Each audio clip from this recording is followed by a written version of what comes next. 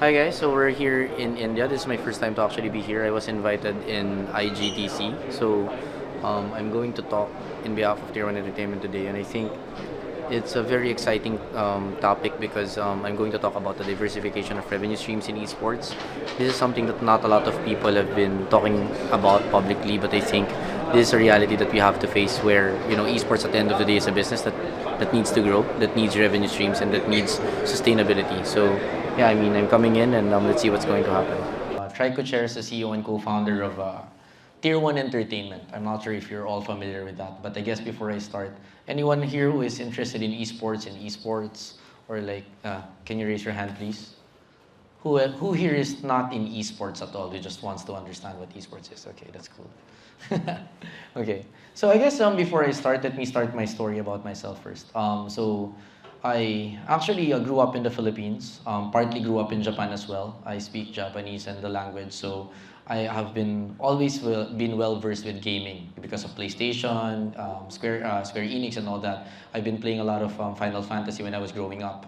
And then, like when I was in college, I'm not sure if computer shops or computer cafes or PC banks are a thing here in India, but in the Philippines it is. So every time I had breaks in college, I went to the computer shop just to play a lot of Dota 1 because that was kind of like the thing back then. So this was around 2005 to 2008. So that was kind of like my era. Also, one of the biggest promos in the Philippines is the rates are cheapest when you play from 8 p.m. to 8 a.m. in the morning. So that's the reason why a lot of college students like me actually played from 8 p.m. to 8 a.m. every night, and then we would go to class the next day after that, right? And I remember a lot of my friends were telling me because I graduated in the top 3 universities in the Philippines. They were telling me like, why are you wasting your time playing video games? Because you could be doing this and doing that, and you could be pursuing this and pursuing that. But for me, this is something that I fell in love with while I was young, and I felt like it was social. It made me meet a lot of different types of friends and different types of people. So like way back in 2010, after I graduated, that's when I decided to fully pursue esports. So I started out as a graphic designer, eventually became an organizer, became a commentator, became multiple other things, volunteered for multiple other things, just to like try to understand what esports was about. And then today, basically, I'm running a company. We already have 200 people working in the company. We have 1,000 creators. We have 260 million in combined following, and we're present in 5 countries. So I can't share our gross revenues in a year, but it's already getting to a couple of multi-millions of dollars. So today I'm here and been invited by IGDC. Thank you so much for having me to be able to talk about the diversification in the revenues of esports, right? Because I know that not a lot of people are talking about where are the money really coming from. I think that's generally the issue, right? That's part of the questions right now that we have in the space. So my company I co-founded it with 2 other people. One is a serial entrepreneur named Brian Lim, and the other one is Alode Gosheng Fia, who is one of the most popular influencers in Asia. She has 8 million followers on Facebook and I think 2 million subscribers on YouTube as well. So yeah, basically our story is really a different type of story. While everyone else takes it from 1 to N, which is basically globalization in the book of Peter Thiel, ours is really a story of 0 to 1. So a story of 0 to 1 is basically a story of literally from scratch, right? Literally from nothing into something. So I think in terms of like how our story has developed, our concept was simple. We follow the whole K-pop model. And if you're not familiar with the K-pop model, it's basically an industry that was able to manufacture talents and artists, and the very companies that created the likes of BTS, Blackpink. Are you guys familiar with all of these artists? But yeah, these are the artists that came from this system. So if you look at the West, right, you have your IMGs, you have your different representation companies.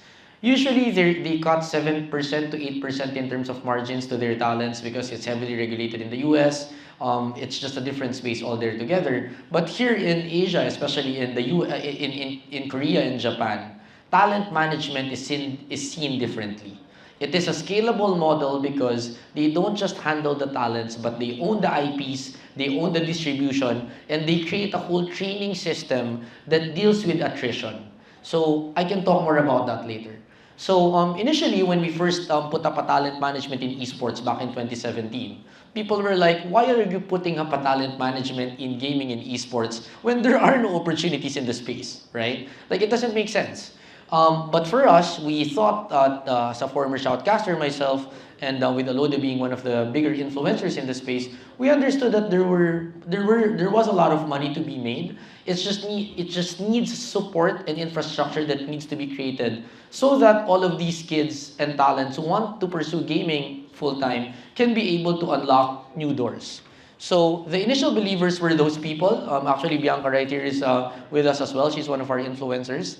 And eventually, those initial believers who were part of like our small circle of friends and people in the community became investors. So we have Bitcraft, one of the biggest esports focused and gaming focused venture capitalist group as one of our seed investments. We also had Atlas from Singapore. We have Gobi from Hong Kong and the Philippines. We have Octava from Singapore, Kayak from Japan, and we even have Warner Music Group as part of our cap table. Actually, last December, we just closed our Series A. We are now also joined by a Web3 investment firm called Mirana and Play Ventures, who is also one of the bigger gaming-focused investment firms in the world. So we also have had long-term partnerships with multiple commercial partners such as TikTok, Facebook, Netflix, and Spotify. And we have also attracted endemic and non-endemic brands in gaming such as Toyota and Adidas. And a lot of people have been asking us, why are you really attracting these type of brands when most of esports don't really get to attract these types of brands? And I think there's a real difference with what we're doing and what everybody else is doing. And this is what I want to be able to share with you today.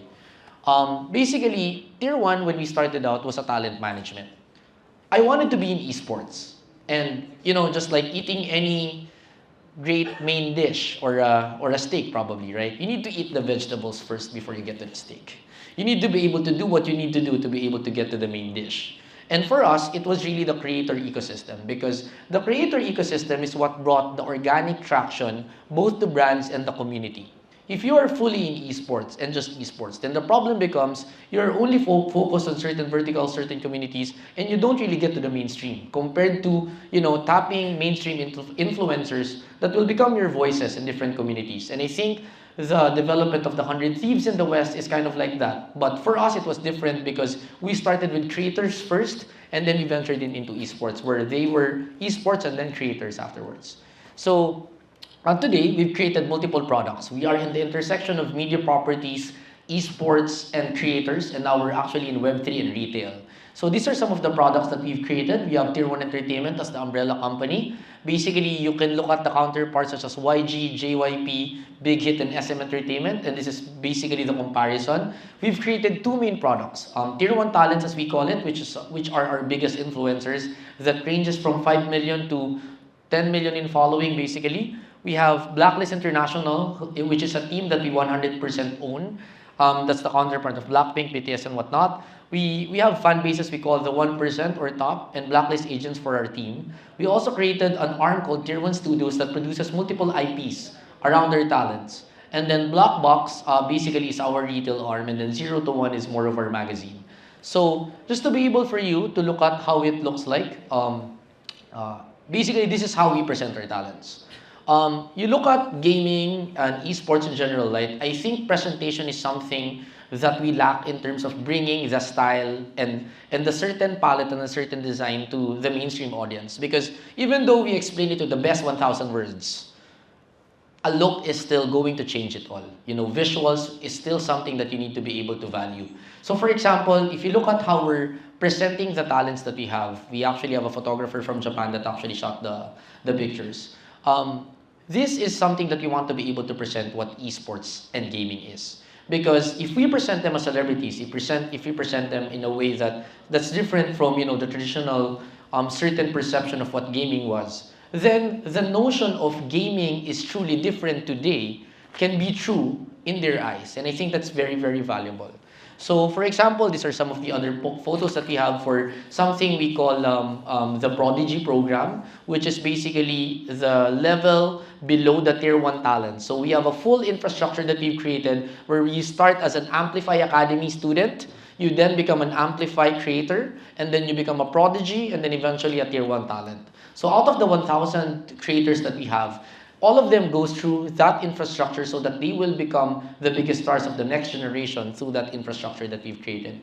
So, yeah, basically for the next one, we've created shows. And I think shows is very important because talking about revenues, right? Whatever your split is, if you're a talent management, may it be 20%, 7%, 30%, at the end of the day, you can get more than 50% of their revenues because it's their IP, it's their hours, it's their name. So if you wrap around media properties around these influencers, then the conversation becomes different because this is something that the company fully owns. This doesn't just supply them with a schedule. This doesn't just supply them with a consistent content that they can create. This also creates a new vertical for all of the brands that are looking for something. So for example, if a brand is somewhat of like a food brand or like a mommy brand, then the intersection between those brands and your creator might not be there.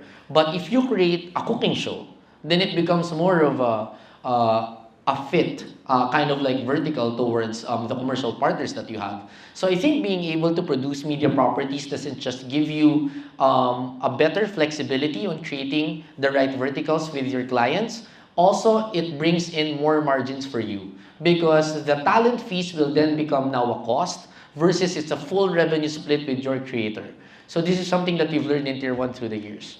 So yeah, I think going next is basically these are some of the shows that we've created and some of the people that are part of it. So one of our biggest tentpole show that we have is called The Gaming House. So if you are familiar with the Big Brother as a reality show concept, we produced that with one of the biggest TV shows in the TV stations in the Philippines. So what we did is we put in the aspiring gamers in one house.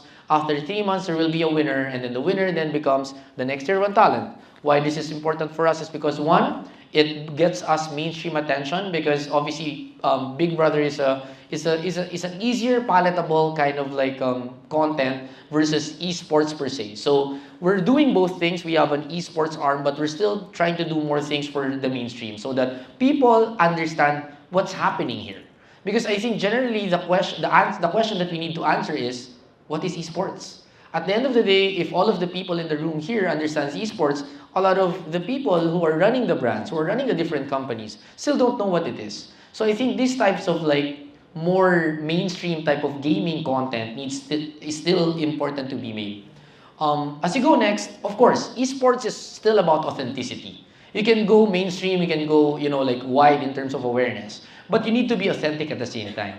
And I think this is where Blacklist International comes in. So for Blacklist International, this is our 100% fully owned team. We've won multiple championships with here already. So I think there is a very similar market with India and the emerging markets such as Southeast Asia because mobile is booming a lot. And I think what mobile will bring to the table in terms of commercialization is it will exponentially grow your audience to probably like 10x because not a lot of people who have PCs will probably play the mobile games. But not a lot of people who have mobile phones will be playing the PC games. So I think the sentiment has always been, what's the conversion between PC to mobile? But I don't think that's the case. The case is the mobile world is opening up a new audience. It can be your security guard, it can be, anyone for that matter, who will be playing mobile games today and tomorrow. So I think that's what happened with the emerging markets. And right now, for example, when I was a commentator in Dota 2, the biggest concurrent viewers was 25,000 people watching Dota.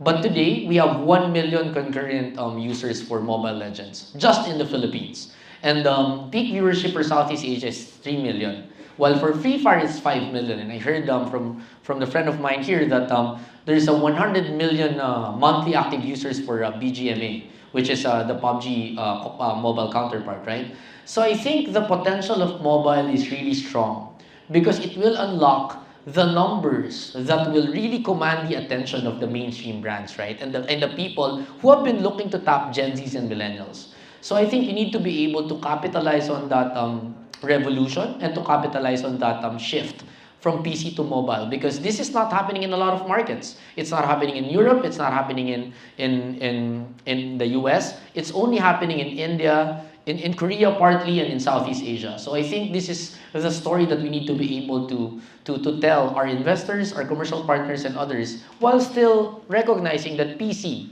is still going to be there as a different community. We can move forward. So, as proof to that, right? I mean, I've been talking about a lot of subjective things and stories, but let's talk about numbers. What has Blacklist produced in terms of the world esports landscape, right? Today, actually in 2021, Blacklist was the seventh most watched esports team in the world. So imagine a company that is based in Southeast Asia who technically has less capital than the US and Europe, and I'm sure people here understands that not having the same capital as them, right? But we were able to compete against the best of the best. You have Navi there, you have T1, you have RRQ, EVOS and whatnot, and if you can see, most of the teams there are actually from the mobile space already. You have RRQ, EVOS, and us, three, are already mobile-centered teams compared to the PC-centered teams like the number one team, Navi, T1, and Cloud9 and Gen.G. So I feel like the potential of mobile is really the mass audience that you can attract versus the PC space before. And if you can look at the numbers here, this wasn't gathered based on social media following or because we have the most popular influencer and whatnot. This was measured based on people who watch your games. And I truly believe that esports popularity is truly measured when people watch your games. Because even if you have the most popular influencers, you'll get all the clout, you'll get all the stories and whatnot. If your team is not substantially good, then nobody will care. Because we've seen teams like this in Southeast Asia where we have the most popular influencer promoting the team, but nobody actually cares about the team. So it's just more of the influencer type of content that is created around the team, and I think that's not truly esports. So at least with us, we were able to have both, where you have creators who are popular in the gaming space, and you have esports, an esports team that's as competitive as everybody else. Okay, so that has resulted to multiple championships as well for us, where we've won the Malaysia, Cambodia, Philippine Championship for Free Fire. We've won two local championships in MLBB. Yes, please, next. We also won a world championship in COD Mobile and MLBB. So those are the two world championships that we won outside of Free Fire. And I think the secret to that is really being able to, one, manage egos, and then number two, being able to be the actual management. Because I feel like in esports, the problem sometimes is the kids become the managers to the management. Because they are more popular, they have more money, they want to leave, and they want to be poached by another team and all that. And sometimes you let those kids dictate the politics in the room.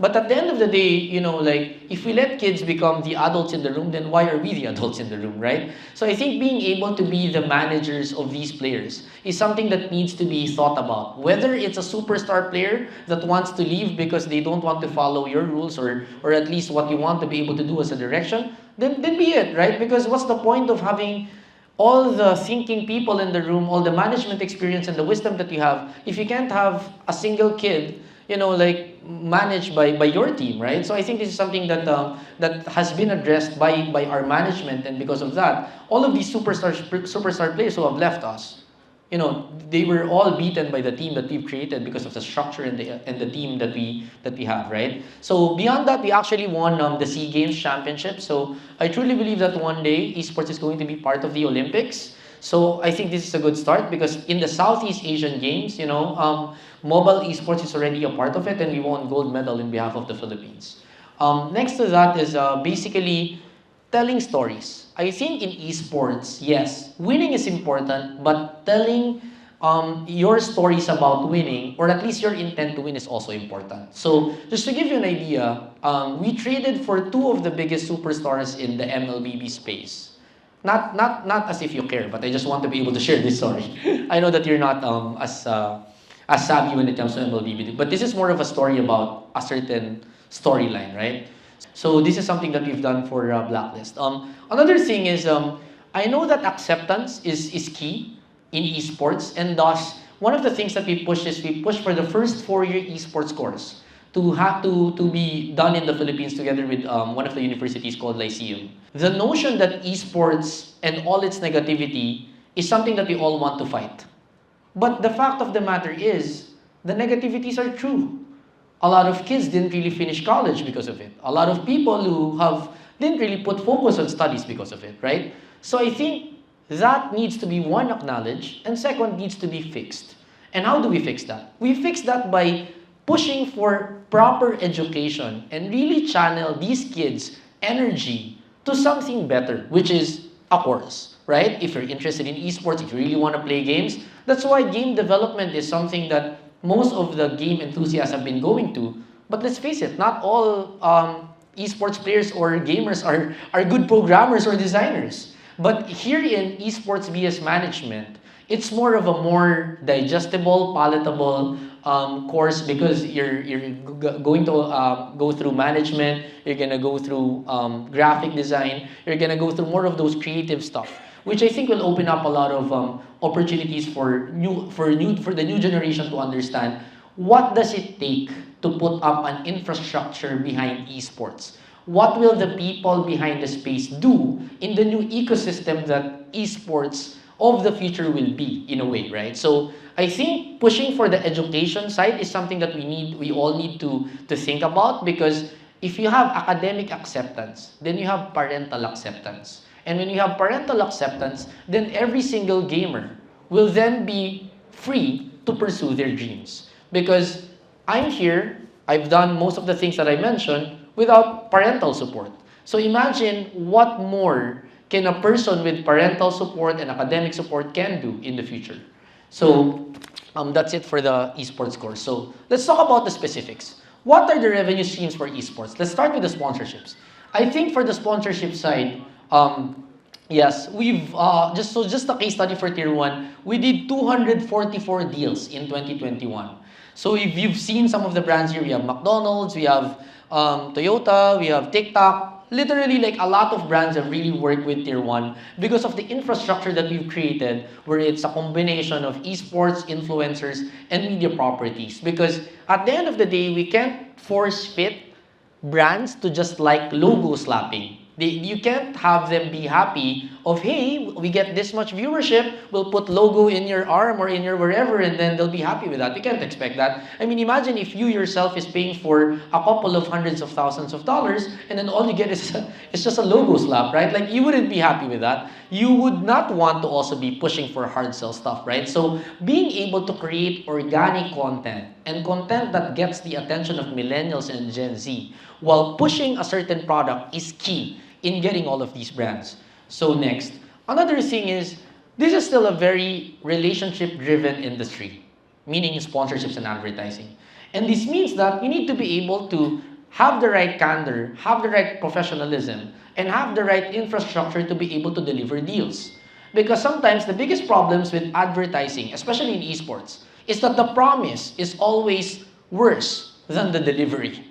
This is really true. You know, we're selling everything looks good in the beginning, and then once we're starting to fulfill the deliverables, then the player A is not available, the player B is not available, this person is sick, or, you know, like, this creator is sad, or these are things that are kind of like real that's happening in esports. So I feel like being able to push for professionalism in the space needs to start with the organization. The organization needs to have the best salespeople. It needs to be able to have the team that is capable of fulfilling the deliverables that you promised. Because one word that gets out there in terms of you're not as good in terms of fulfilling the products or your services, then that will affect this small circle of advertisers. And as proof to that, as proof to that, we've worked with long-term partners such as Unilever, McDonald's, Mountain Dew, Lazada, all of these.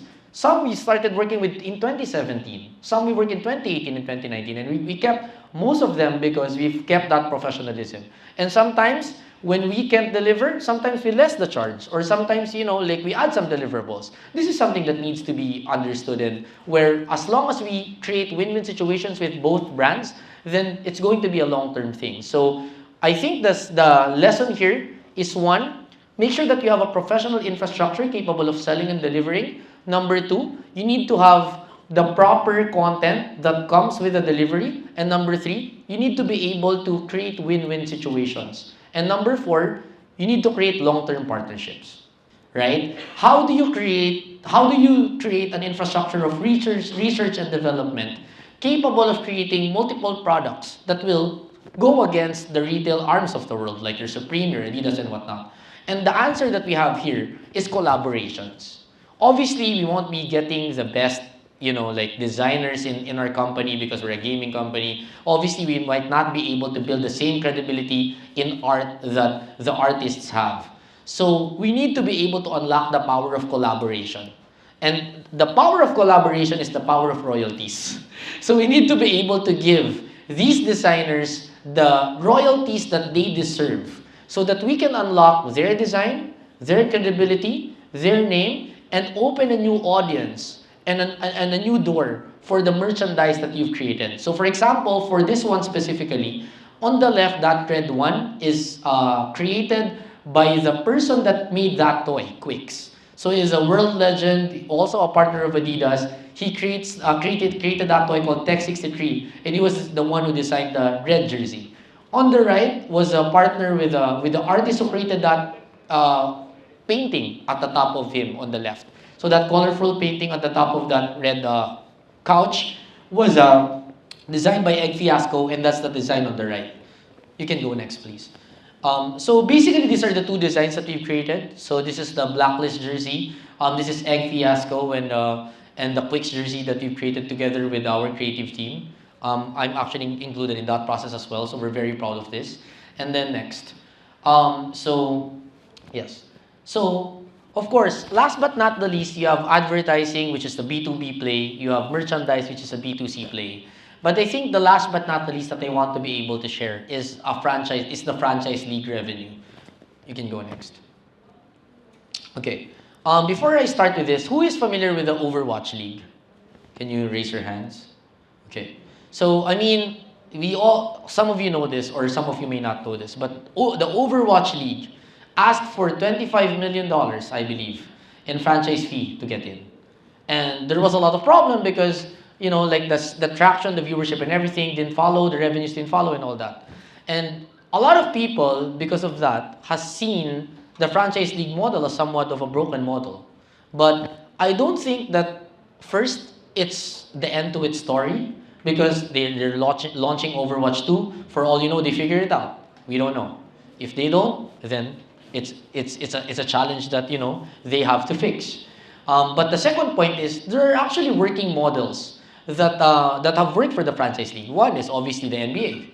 The second is you look at sorry, please come back. Come back to the last slide. Yes. So the other one is the LCK and the LCS in the States of League of Legends. And what's the secret sauce to a franchise league? Why is it important for esports franchises like us? It's because of the first thing here. It's fixed schedules. Because imagine if you're trying to commit on a bigger basket size, on a bigger commercial deal for 1 year with the likes of Toyota or BMW or Mercedes-Benz or whatever brand. Then the question becomes, when will my deliverables come out? How many activities will they join?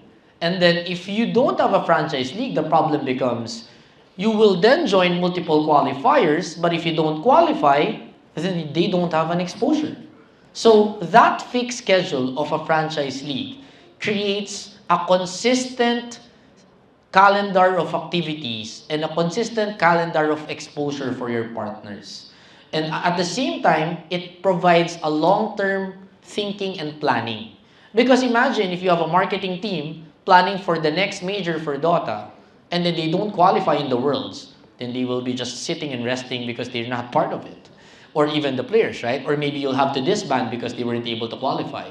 The same thing with CSGO, the same with the other games that are there that don't have the same fixed and consistent schedule. So I'm not saying that this is the only and best model available in esports. What I'm just saying is that in terms of commercialization, having a fixed schedule fixes a lot of things for the commercialization of esports. One. Second, the advertising in terms of the revenues from the league itself. So how the franchise league model of the MLBB is structured is the league is sold on the top level. And all the revenues from that franchise league is then shared to the multiple owners of the league. So yes, you have a higher buy-in, but you get that fixed revenues that you can forecast and expect in the next years, which is also good for a startup or any PE or VC-backed company because now your returns are actually measurable, right? So I think that is also a very important aspect. Even if you commit into a franchise league, if you don't have the machinery of commercialization, if you don't have the machinery of marketing, if you don't have the machinery of being able to manage a team, then it's not for you yet. Because I truly feel that the franchise league is the final cycle to an esports model. It starts with multiple qualifiers, then it will become third-party organizers, then it will become publisher-owned organized events, then it then will become a franchise league when you have multiple stakeholders working on one ecosystem. So, like I think this model can only happen, one, if you are continuously conversing with your publishers because they need to be able to invest in that with you. And then second, you need to have multiple organizations in esports talking to each other, talking about innovation, and talking about getting to the franchise league model together. So I think those are the things that I can share on the franchise league side. Last but not the least, events. So, yeah, next. So this, next please, final slide. So this is my final slide. So basically for this event, this was a launch of our skin and the launch of our roster when we went back before the season started for MLBB. And why am I sharing this? I think in the past 3 years, we've entered into one of the most unique things that happened in the world. Obviously, it's generally not good. But I think looking at the good side, right, there is an opportunity to be made because when the world is shifting, the wealth is shifting as well, and the attention is shifting. So I think if we are just equipped and we are proactive and we are quick to move with the opportunities that there is in this shifting of the pandemic, then there is a lot of opportunities and doors that we can open. And why am I saying this in this event slide? It's because people have been stuck mostly in their houses for 3 years. We've been doing a lot of Zooms, non-face-to-face stuff, and people are tired of it. Let's face it. We want to meet people. We want to feel that energy again. We want to go out. And this is the reason why this event is successful. And this is why a lot of people are probably in DreamHack and a lot of people are traveling. Because in this day and age, post-pandemic, I truly believe that the products of esports teams needs to be a mix of OOH, out of home, meaning billboards, out of home, physical ads, events, and digital. It can't be purely digital anymore because the world is not purely digital anymore. So I think to be able to be the first mover, you need to be able to create a below the line, an OOH, and a digital product combination that can really, set a different standard for all of your partners. Last but not the least, I just want to say thank you very much for actively listening to one of my talks. I mean, for me personally, I'm just happy to be here. Thank you very much for the invite and to IGDC. And I'm really happy that I was able to share my story. In 2008, I was also just a gamer, as a frustrated pro player who wanted to change the esports landscape and its perception. 12 years after, I'm running this company. We're expanding in multiple countries, and I'm here in India talking about esports now. So I think that's pretty cool. So I think that kind of shows that nothing is impossible as long as we put the work into what we want to do. So yeah, that's it. Thank you very much. Again, I'm Tryke, Gutierrez, and yeah, thank you very much for listening.